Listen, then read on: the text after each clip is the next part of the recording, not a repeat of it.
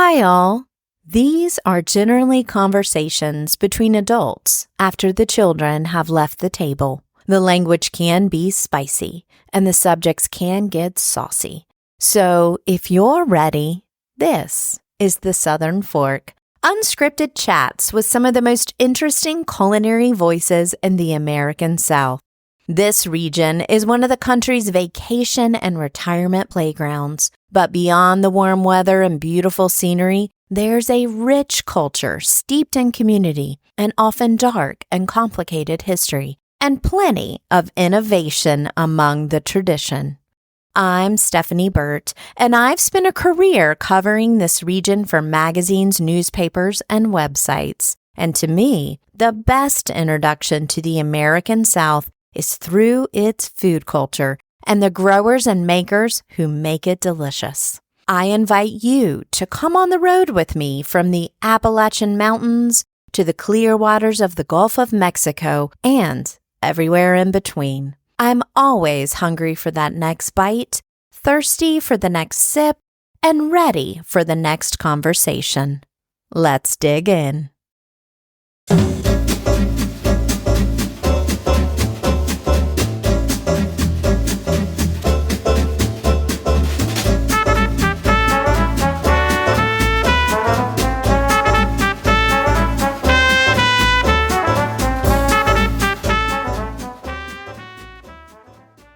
Hi. Before starting today's episode, I wanted to share a podcast with you. I think you might find it very inspiring. It's called Our New South, hosted by veteran journalist Kevin Blackistone and professor of history at Claflin University Robert Greene. This podcast offers a unique look at the evolution of the New South and how historic Southern cities, including my hometown, Charlotte, North Carolina, are confronting complex issues ranging from equity in education and immigration to civil rights, racial equality, and socioeconomic mobility. Past guests have included Congressman Bobby Scott, former South Carolina House Representative Bakari Sellers, and the president and CEO of the NAACP, Derek Johnson. Find Our New South wherever you get your podcasts. Now, on with the show. Do you ever consider going to Hilton Head, South Carolina for a fresh out of the oven French baguette? Or a raspberry tart that's perhaps gilded with gold flakes and filled with lemon curd? Maybe not. But you might want to reconsider because Hilton Head Social Bakery, with 2 locations on the island, has been baking that and much more since Chef Philippe Feret and his wife Marissa opened the bakery in 2016. Philippe was an apprentice in his father's Paris bakery from the age of 5, and he soon made restaurants his life, from the famous Parisian restaurant Taillevent to New York City, where he was enlisted to reopen Windows on the World in 1996. He subsequently served as executive chef at Tavern on the Green, the Regency Hotel, Cafe Centro, and eventually owned his own restaurant and catering business for 15 years.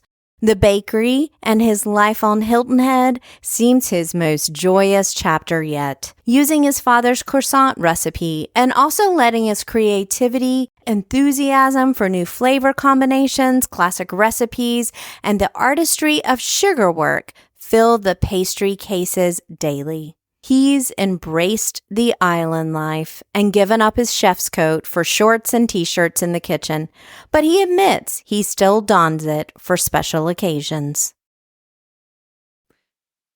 Welcome to the Southern Fork, Chef. Bonjour, y'all.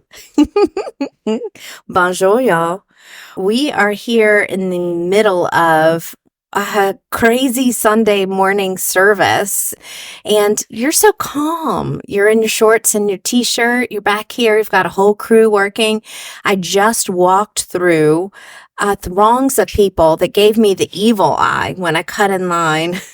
I just came behind the screen, but that's because this is one of the hottest places to be on a weekend morning in Hilton Head, South Carolina. How does that feel?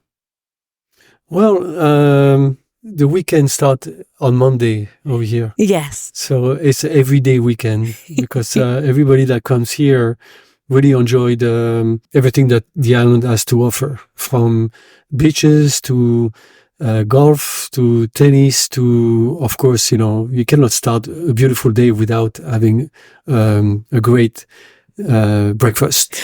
I already eyed what I'm going to be eating after we're done with the interview, but I've had the opportunity to sample a lot of the treats when I was here a couple years ago. And so I got the chance to come for RBC Heritage and said, I've got to sit down with Chef Philippe. So I really appreciate that. This is much different than a starched white chef coat at the top of Windows of the World, right? That's right, yeah. Yeah. Well, first, I hope that we're going to have anything that you saw at the entrance left, because usually we are pretty cleaned up pretty quickly. I'm hoping to get yes, one of... we will take care of, and do it specially for you if we Thank you. If we need to. I do use that podcast privilege sometimes to get stuff right out of the oven. I won't lie. Well, you're very smart. That's the way to start. Well, yes, Windows of the World is definitely a big part of my life. I was the executive chef that was picked by Joe Baum to open the restaurant. But before that, I also did 2 and 3-star Michelin in Paris. My background was cooking. And the only reason why I also know how to bake is because my parents used to own bakeries in Paris.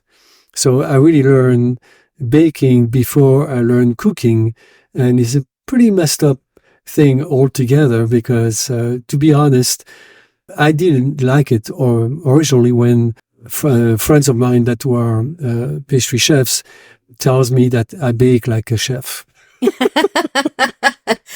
I know what that means. That means it's a completely different world. Baking is so precise, and chef is hey, I'm going to make this. There's precision too, but will you unpack that a little bit for us? I would say it's not too much about the recipe in baking. You have to be precise. If you're not, that's not going to work. But it's more on the combination and on the presentation. Because originally, when they told me that, I was upset. Mm-hmm. I was like, you are not rude. My friends anymore. You're rude. That's right. And then after that, I thought about it and I said, they're right. I am not a typical bakery where you will find like mousse cakes and, and things that people will do in big numbers or like in big production. My cakes are more like almost like a dish that you would go to a restaurant and you will have a presentation on the plate as well as the dessert itself. Right. So I'm more in that matter. And even the combinations of it. Yes, I have some classic French pastries, but I also have a lot of new ones that just come up like this, like a flower, in the spring. I know. Do you come up with those when you're riding your motorcycle? I come up with when I sleep, when I'm about to go to sleep, when I do woodwork, when I do motorcycles. My brain is always working. So you're always laminating dough in the background, aren't you? It's just like that creativity is just folding on itself all the time. How did you get to Hilton Head? How did you choose Hilton Head as your spot? Well, unfortunately, it's happening to way too many people. Mm-hmm. Bad divorce will do it. Yeah. That will help to actually have to reorganize your life and thinking about what's next. So that's what happened to me, unfortunately. So because I never heard about Hilton Head ever before in my life.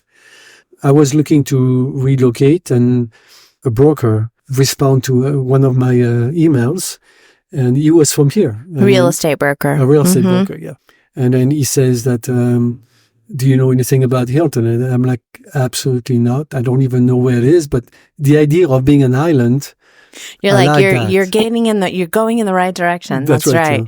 And I have to say, he educated me, came right away. I loved it. And It's literally a paradise in many, many ways. The stress level, the beauty of the island, the people, and automatically when you live with a surrounding like this and being a stress zero, everyone is in the same way. So there is a lot of friendship. It's a community. I never been ever before in my life in a community, and I really feel strongly the impact and the importance of community.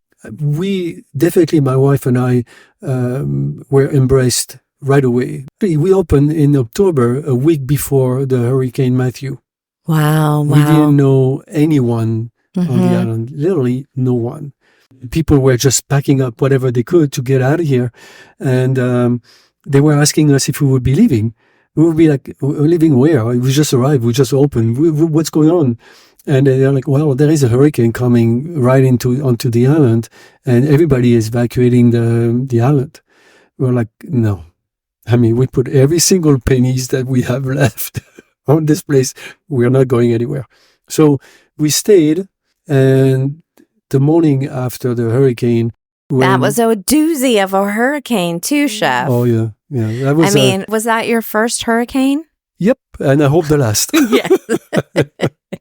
All of a sudden, you're like, I'm a very small human, and this is way bigger than me. There's a moment in that hurricane feeling, isn't there? Absolutely. I mean, I wouldn't give you all the details, but it was good that we stayed for many, many reasons, from saving some boats sinking, helping other people, to many other things. But that is when our popularity starts, because the day after the hurricane, when we had no power, no nothing, and my refrigerator were full, I mean, all the stores were closed, so there was no food. So I said, okay, let's do a big party on the marina, and then until today we'll hear about it.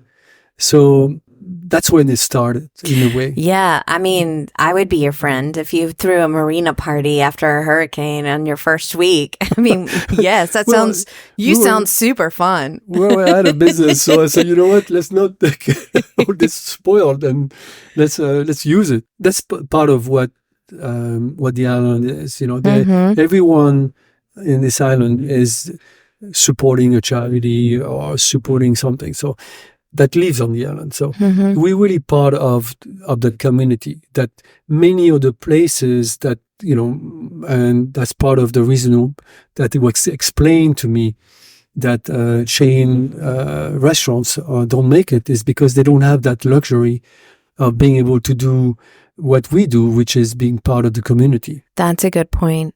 Speaking of the community, I know a lot of chefs will use a reasoning that they could never open something at this high level of pastry outside of large city centers, because getting the current crew, the right crew that can execute your vision, can be really challenging. Can you talk about that here on Hilton Head? Well, if you would know me better, you would know that I'm a little crazy. Okay. I don't know you well, but I get that sense. I've done so many things in my life, from doing like dinners in the airplane for like 200 people, to on the boat, to, I mean, you name it. At this point of my life, I had no fear anymore, because I had nothing left. So we came down here to open a restaurant, and we just ended up opening a bakery, which I never owned before. I owned a restaurant and catering, but never a bakery.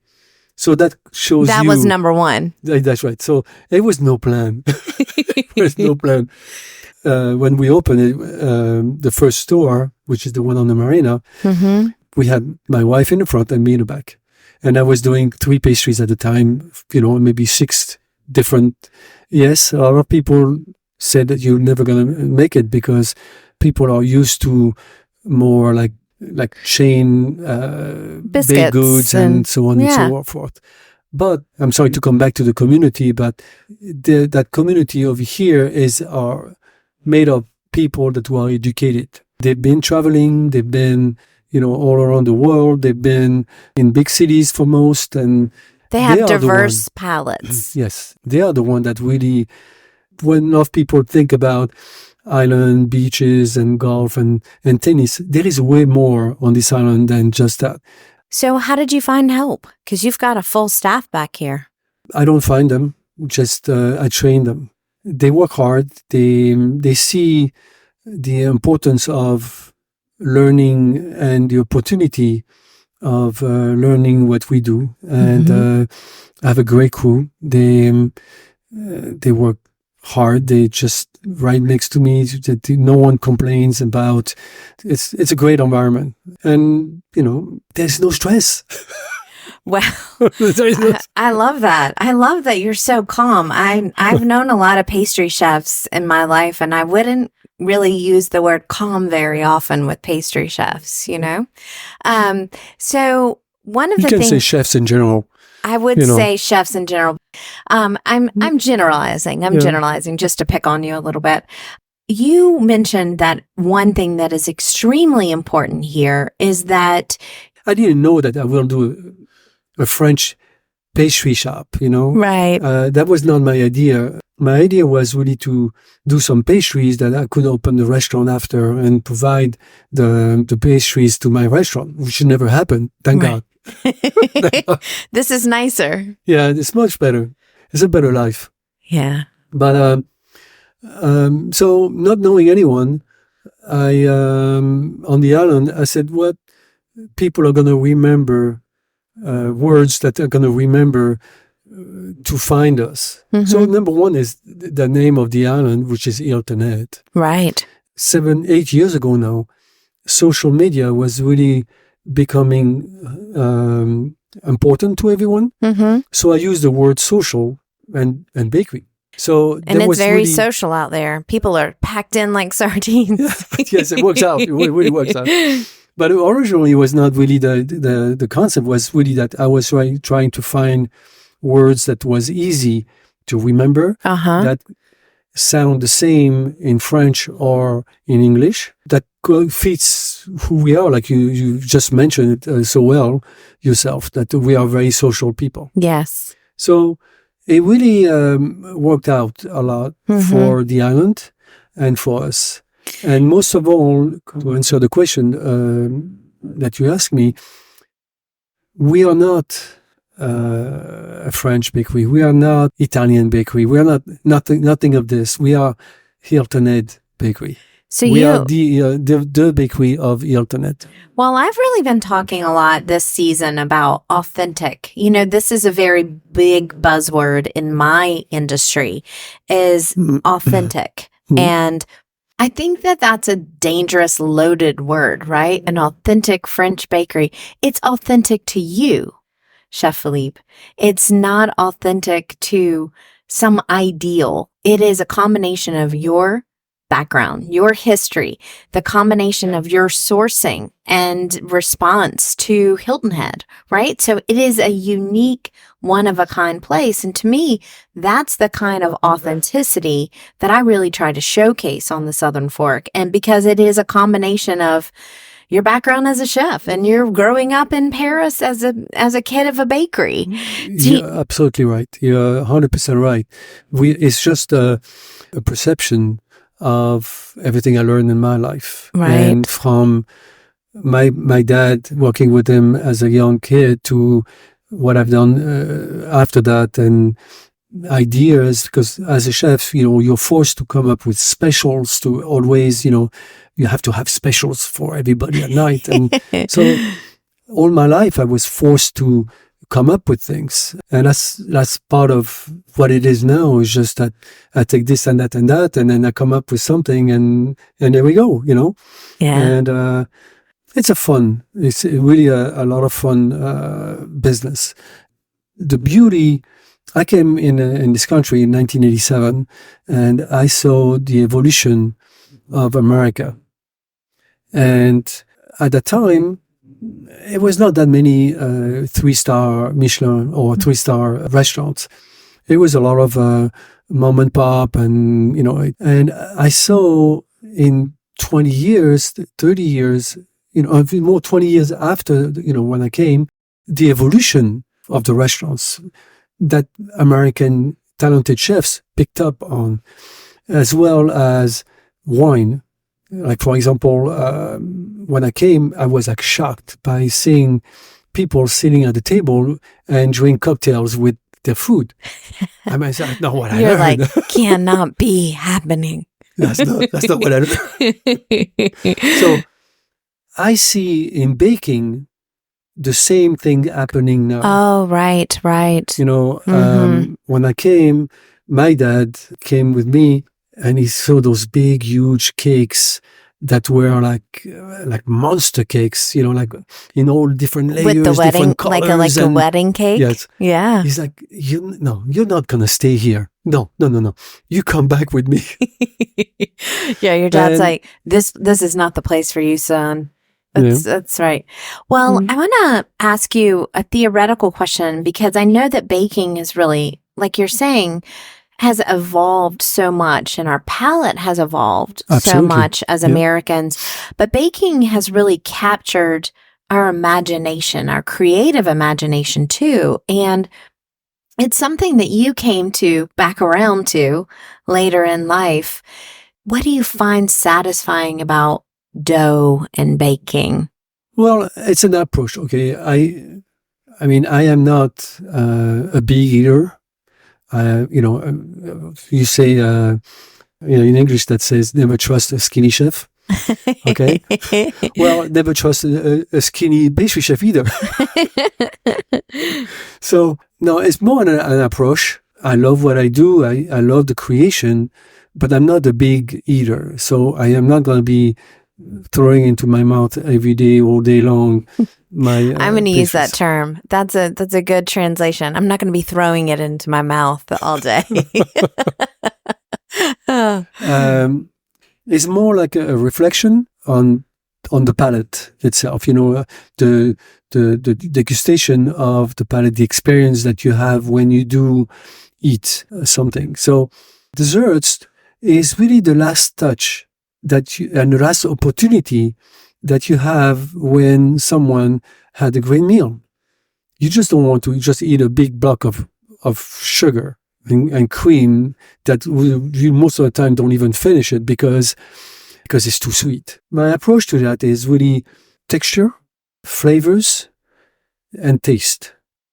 So you're building, that's right, which is the opposite. It's about editing, right? Yep, absolutely. And which is the opposite of a large multi-tiered wedding cake, correct? And that is what your dad could intrinsically see. Yeah.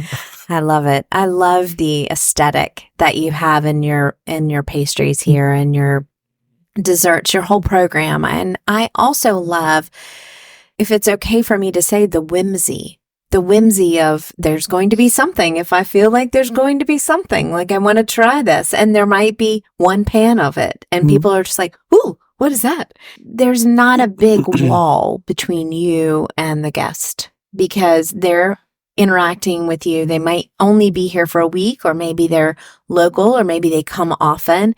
And so you develop relationships through what season it is and what you're interested in cooking and baking, and they are responding to that. That's got to be super rewarding. Well, you're getting into a subject that was dangerous, because that might take an hour. Yeah, well, we're not gonna. I'm gonna change that. I'm gonna shift that. I love a man who knows that. That's it. Your media training is coming out right there. The beauty of the way I designed the store and the colors, same thing, because I love design. I did it a way that when you walk in, the first thing you see is the touch of colors of the pastries. There is nothing else that really attract your eye as you walked in. What I really love most of all is when people have been here before, they know exactly. Woof, they go right into the refrigerated cases. But the one that never been here before, they are like, wow, we've never seen this before. Mm-hmm. And that's really what I feel great about, that the reaction of people, the happiness of the first the first winning of those customers is the visual. What is one thing making you hungry? What's next here? You've got 2 stores. We're sitting in Social Bakery South, Hilton Head Social Bakery South today. What are you thinking about now? Not much. I like here. You like here? I mean, I'm not even 100% open yet, if I may say. I still have to open the drive-through, which I hope that is going to be in the next couple of weeks. So that's definitely going to be something unique for me because I never really experienced that. But it's a former fast food building, so why not? That's right. It's there. So let's try it. I'm going to do. So it's actually funny. A lot of people say, "So you're going to do this, that, like every other." I'm like, no, I'm going to do it the French way. And then they're like, "So what is a French way?" There is none because there is no drive-through in France. So whatever it's going to be, it's going to be. And then also the ice cream because I have all the machineries and do like homemade ice cream and sorbet and so on. So this is my next goal. You're just going to have to text me. I'll come in and taste test for you. I'll drive down. Okay. I'll drive down. I'm fine for that. I don't want to become like another chain pastry shop. I am the bakery of the Hilton Head. And I want to stay the bakery of the Hilton Head. I am not going to go to any Savannah or Bluffton or anywhere else, which I had many offers already. No, I'm not interested. I'm happy with what I have. I am happy with what I do. I'm already having a hard time to produce enough for my 2 stores. I do not want to put in jeopardy the experience that my customers have when they come to my bakery. I don't want it to be one of those guys that cannot keep up with the production and all of a sudden the quality goes down.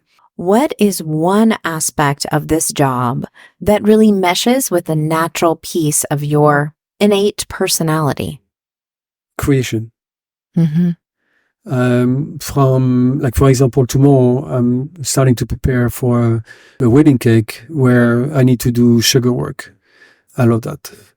What I don't like, the idea is that I have to go next island and take the boat for it. So I don't know how it's going to arrive there, but it's kind of like a little challenging. But no, definitely the creation, I'm having a hard time to do all the time the same thing over and over again. So in a restaurant business, you have the specials. So that, coming back to the specials. So kind of like add a little bit of your creativity every day.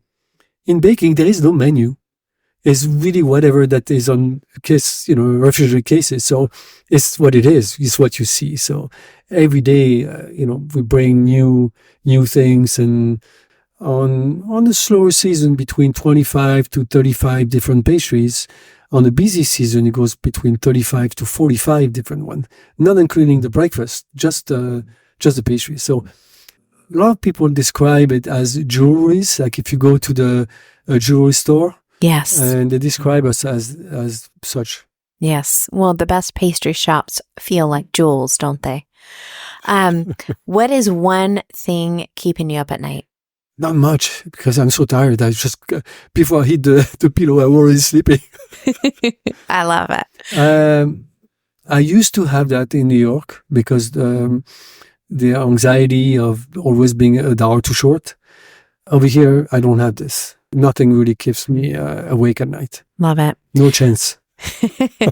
Now, I am so excited to spend time with you. I knew I was going to enjoy our conversation, and I've enjoyed it immensely. And unfortunately, this is the last question of our current chat. I thought we were just starting. I know. It goes so fast, right? We can go on. This is what I like to call my magic picnic basket question. I want to bring you a magic picnic basket full of things that bring you life. So with this basket, I can time travel.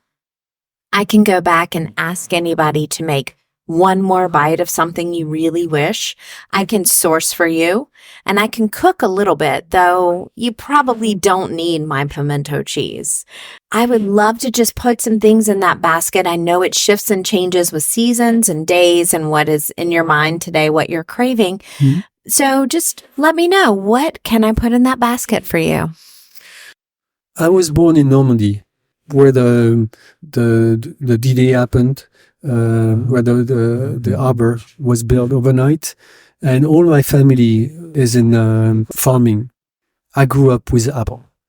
With apples. Apples, apple cider, apple this, apple that, apple. And I would say my last one would be an apple tart. Apple tart. Yeah. Now, does it have almond? Does it have cinnamon? No. Just apple. Just like apple. A real apple tart. I did a little twist to it over here by adding like an orange inside, but just like apple compote with a real apple and then apple sliced over and just baked together. I mean, this is the one that I would ask for. Yeah. Yes. But it's also mostly about what you grew up with. Everyone has this grandma's recipe and mine or mom or, Well, if it's going to end the meal, can you pair a wine with it for us? Of course, yeah. I mean, there is port wine, there is Sauterne, there is a lot of sweet wines that are going great with dessert. But I mean, champagne is not bad either. Okay, we're going to stick with that because this is a champagne-centric show. You didn't know that, but it's champagne all the time. I don't see it. I know. I have messed up. I drank it all yesterday. So if people want to learn more about Chef Philippe and Hilton Head Social Bakery here on Hilton Head Island, South Carolina, you can go to thesouthernfork.com. I'm going to have links there as well as images so you can see the face behind the voice. If you like what you hear, there are more than 350 episodes with some of the best makers in the culinary South. I've traveled this country for 9 years, so there's lots more to sample. And also, if you are interested in seeing some behind the scenes, I also have a YouTube channel, shockingly enough, called Southern Fork. So you can pop on over there, and I am adding short little videos of behind the scenes of our podcast. So you'll be able to see the bakery and see the throngs of people and maybe even a little bit of production. So thanks so much. I have something to add to this. Oh, I know it's the it. end, but I'm just trying to get a little more to it. We have a lot of people that comes on vacation that actually ask if they can spend a couple of days with us. Yes. Which they do. I have kids that do that. I can show you a letter of a kid that was with us for Easter. He sent me a letter to how wonderful his experience was, and he sent me also a recipe. So it's really cool. You wouldn't do that in cooking because it would be too dangerous, Right. But in baking, it's very easy, and we do have a lot of people asking for. Great. So that's an option for people, and I'm hoping that is also including an invitation for me. You always have an invitation. Great. It's not the first time, but I hope it definitely will not be the last time. Okay. Thank you so much. I really appreciate your time. I really appreciate it.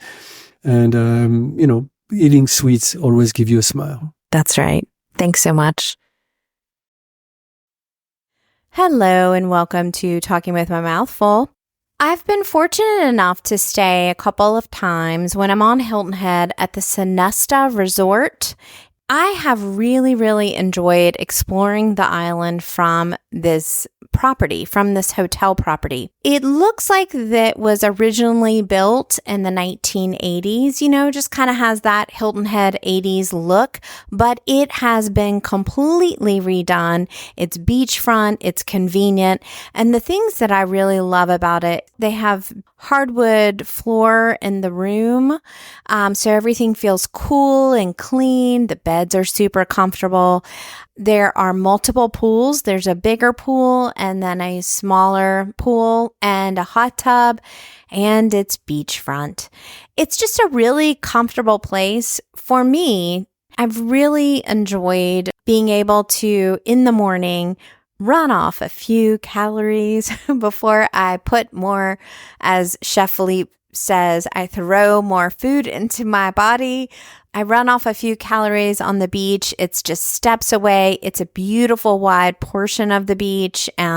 Such a nice way to anchor my time in Hilton Head. There are a lot of wonderful places to stay in Hilton Head, and I'm excited to explore more of them as I continue to go back to the island. But if you're looking for a place to begin, that is a wonderful property to begin. There are a lot of families and there are a lot of couples, so it's really accommodating for both. Anyway, just my 2 cents. If you're thinking about going down and getting some French pastries this summer, I'll be right here on the mic next week. Until then, thanks for listening.